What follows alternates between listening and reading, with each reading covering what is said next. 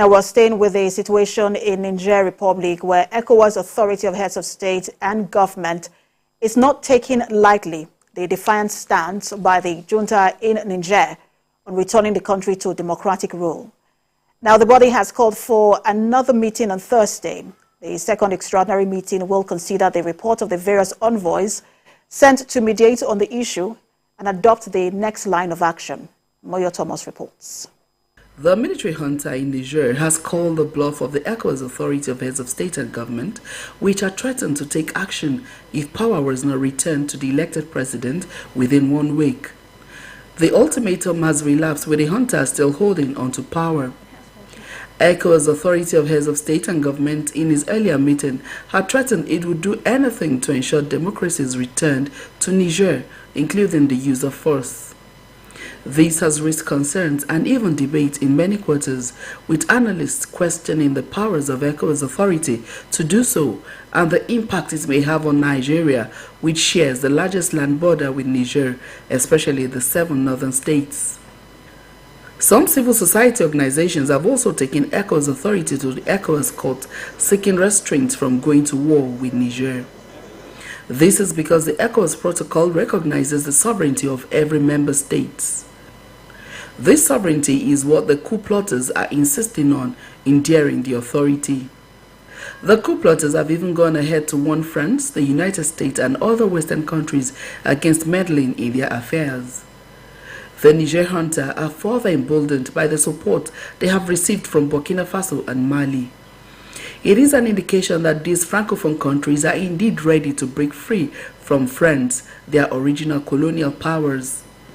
The Ecowas authorities' stand remains that power must transcend in a democratic manner according to the protocol of the regional body. The Ecowas Protocol on Peace, Security, Stability and Good Governance was recognized in the 1993 treaty.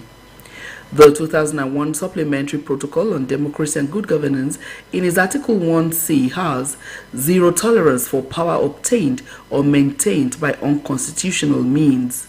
It insists on strict adherence to democratic principles. This is the basis that Ecowas is insisting that President Mohamed Bazoum, who was democratically elected, must be reinstated by the military leaders.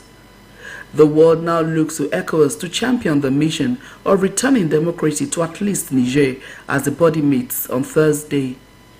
Moyo Thomas, TVC News, Abuja. For more on the situation in Niger and the upcoming Ecowas meeting holding tomorrow in Abuja, we have Ambassador Usman Baraya, who joins us live from our Abuja studio. Good to have you join us. Thank you very much. Thanks for having me. Now, ahead of the meeting tomorrow, what are your expectations from the Ecowas leaders, and what are the options before them? Well, thank you once again. The Ecowas leaders have a lot of options before them. Don't forget the fact that in the last 1 week, the major preoccupation of everybody within the West African sub-region and within the Federal Republic of Nigeria in particular is how to go about, addressing the situation in Niger Republic. And thank God, I think the discussions, the consultations and every other thing, they are now done, and by tomorrow they will present the outcome of their preoccupations to the Authority of Heads of State and Government. And of course, as a diplomat, I believe very strongly that the threat to progress in seemingly intractable problems such as this one is dialogue. Dialogue, any problem that is discussed is a problem solved. So I expect that there will be a lot of reports that will put our leaders in a better perspective as to how to go about addressing the problem. The people of Niger have expressed their feelings, they have expressed protestations. It's understandable and it's quite normal. It's about sovereign equality of each and every state. But sovereignty is no longer sacrosanct. There is also responsibility to protect. And it is because of that that the Ecowas, the African Union, and the United Nations have taken, appropriate actions. But while I have the floor, I would want to emphasize the fact Ambassador, let's talk about appropriate action, because you just used the word appropriate action. And we know that ECOWAS gave the military junta 7 days with which to reinstate President Bazoum, which had now expired. And that ultimatum was immediately followed by sanctions. Do you think that that was the right call? Yeah, the actions are biting very hard already. So the appropriate action is you start with dialogue. You go to sanctions. And of course, the last one, use of force if appropriate, if necessary.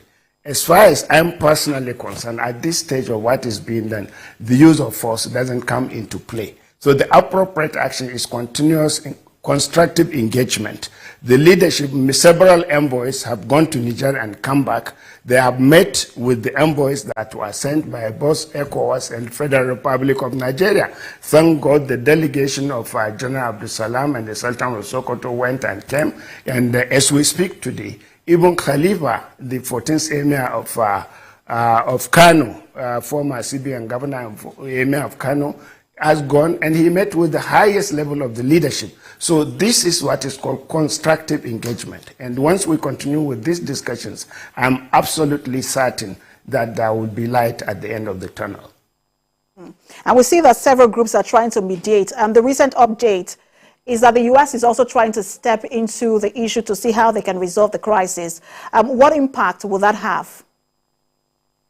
Yeah, it would be quite positive because, but don't forget, the general fear of the African populace, and especially in the countries where the coups have taken place now, is that, issues are turning gradually to be proxy wars. You have the United States, the European Union, and France on the one side, and Russia and China on the other side, all because of the natural resources of Niger Republic. But for whatever it's worth, I think the more the merrier. Whoever comes in with a positive approach and a positive mind towards solving the problem, he's always welcome. And Prof, Ambassador, I just wanted to ask you, how fast is that diplomatic window closing? Well, it's not closing soon because, like I told you, it is a multiplicity of action on the sides of ECOWAS, African Union, and the United Nations, as well as other agents, ambassadors of goodwill, such as the Sanusi Lamido Sanusi team, like I've told you now. So the window is open, and the leadership in Niger, they are listening. So I don't think there is any serious problem that would warrant as being orchestrated all over military action. Military action, fighting war will not solve any problem. Nigeria and Niger have one of the longest land borders, about 1,500 kilometers. And most of the northern states of Nigeria will be seriously affected. Already as we speak, as you are fully aware, global aviation is affected, it's been affected. Already the airspaces of Sudan and Libya are closed. Now you have Sudan as part of it. A flight that will affect me as a Nigerian to go to London, normally between 5 and 6 hours, it may now take me 10 to 12 hours. And that would mean more on the cost of aviation or fuel to the airlines and more from my pocket. It's taking its toll gradually on everything. Thank you so much for talking to us, Ambassador Usman Baraya. Thank you very much indeed. My pleasure. Now,